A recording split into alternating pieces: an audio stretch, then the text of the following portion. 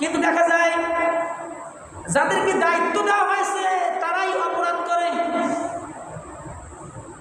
মনে করেন আপনি কৃষি খাত দিয়েছেন, কৃষি রোপণ করেছেন, চতুর্পাশে কৃষি দিয়া এরপরে চতুর্পাশে আপনি বেড়া বানিয়েছেন, কিন্তু ওই বেড়ায় যদি কৃষি খেয়ে ফেলে তাহলে আপনার কৃষি টেকবে।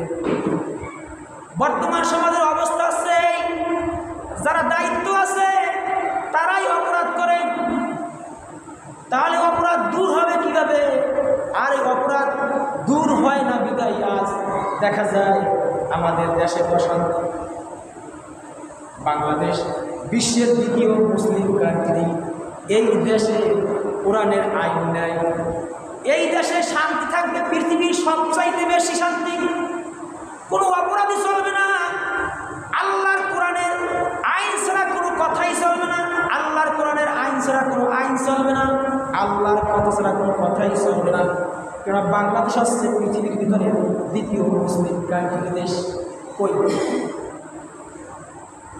যদি বাংলাদেশে সৎ কাজ থাকতো, আফসোস লাগে তাইলে প্রধানমন্ত্রীর মতো উনি কখনো দেখা যায় আয়নাঘর তৈরি করতে পারতো না।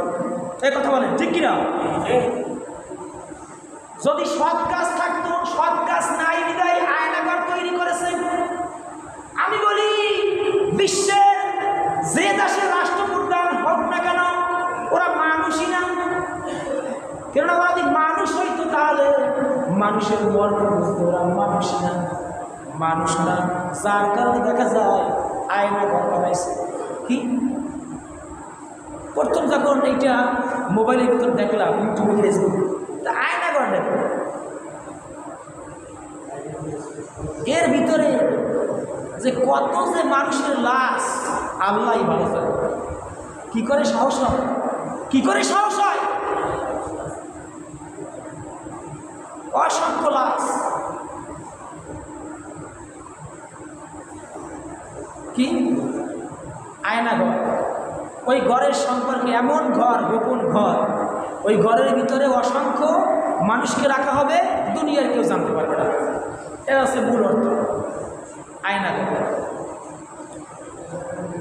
তাহলে আপনার তো বিবেকই নাই, আপনি চিন্তা করবেন কিভাবে? আপনি তো মানুষই না। কারণ আপনি দেখবেন আপনি যে অপরাধ করবেন ওই অপরাধের কারণে ওই অপরাধ নিয়ে আপনার দুনিয়া থেকে বিদায় হতে পারে। আপনি যে অন্যায়ের সাপোর্ট করবেন ওই অন্যায় আপনাকে গ্রাস করবেই অবশ্যই। বাস্তব উদাহরণ আমাদের এই দেশে চলতে আছে।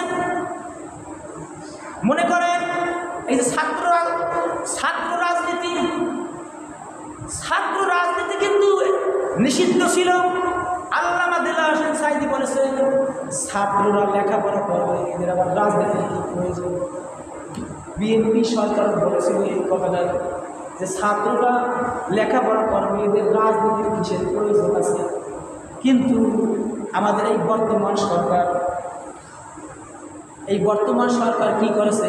ছাত্রদের রাজনীতি করা, তাদেরকে তারা এই আইনটা রাখছে যে ছাত্ররাও রাজনীতি করতে পারবে।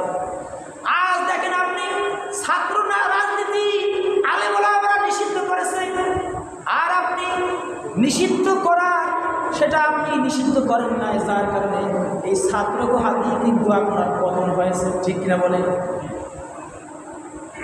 কেননা এই দেশে যদি সৎ কাজের আদেশ থাকতো, অসৎ কাজের যদি নিষেধ থাকতো, আল্লাহর কোরআনে যা বলেছে ওইটা যদি থাকতো, তাহলে কখনো এটা কোনোদিন মানুষের কাজ না এই রকমের অন্যায় করা। রাসূল করিম সাল্লাল্লাহু আলাইহি ওয়াসাল্লাম বলেছেন যখন তোমরা সমাজে অপরাধ দেখবে, অন্যায় দেখবে, কার কথা? আল্লাহ রাসূলের কথা, এটা আমার কথা। যখন তোমরা সমাজে অপরাধ দেখবে, অন্যায় দেখবে, তখন তোমরা সর্বপ্রথম হাত দিয়ে বাধা দেবে। যা বর্তমানে দেখতে আছে কারা? এখন আর্মির কারা দেখতে আছে? হাত দিয়ে ঘুরাইতে আছে, কিছু বলতে আছে না। এই গোপালগঞ্জে নাম লইতো হিংসা করতো, আমাদের খারাপ লাগে। ওতে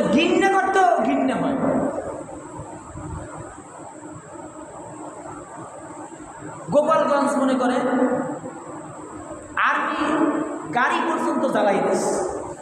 এরপরও দেখতে আছে আর্মিরা কিছু বলতে আছে, দাঁড়াই আছে হাতে লাঠি, এরকম ফাঁকাওয়াজ করতে আছে আসমানের।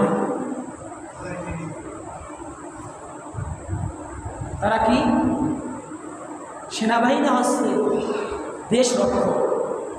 সেনাবাহিনীরা কি দেশ রক্ষক। তারা দেশের উপকার করে, দেশের কল্যাণের জন্য কাজ করে।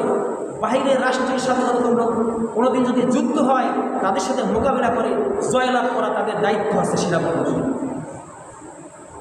এই কয়েকদিন আগে 2-3 দিন আগে সেনাবাহিনীর সামনে আমি বলেছিলাম, তাদের কথা শুনলে মানে পরানটা ঠান্ডা হয়ে যায়। আমি এই কাঠালিয়ে রওনা দিচ্ছি এই 13 তারিখ, এখন ওই 0 পয়েন্ট বই ধরছে আমার গাড়ি নিয়ে যাইতেছে। এখন দাঁড়াইছে গাড়ি ওখানে রাখছি পরে কি আপনার হেলমেট? আমি বললাম স্যার হেলমেট আনা হয় না, যার হেলমেট নিয়ে আসে। আমি বললাম যে আমি তো একটা মসজিদের ইমাম, হেলমেট আমার এখানে না। বলতে আছে এ কথাটা আমি কেন বলবো আপনাকে? আপনি হেলমেট দিয়ে রাস্তায় চলাফেরা করবেন আপনার উপকারের জন্য। কত সুন্দর কথা, দেখেন, আপনার উপকারের জন্য যান, এরকম আর কোনোদিন করবেন। আমি চিন্তা করলাম যে পুলিশের সামনে পড়তাম তাহলে আমার মনে হয় আধা ঘন্টা সময় ব্যয় হইত, আমার 5 মিনিট সময় ব্যয় হয় না। এ হচ্ছে সেনাবাহিনী। এই সেনাবাহিনী হচ্ছে দেশ রক্ষক। এই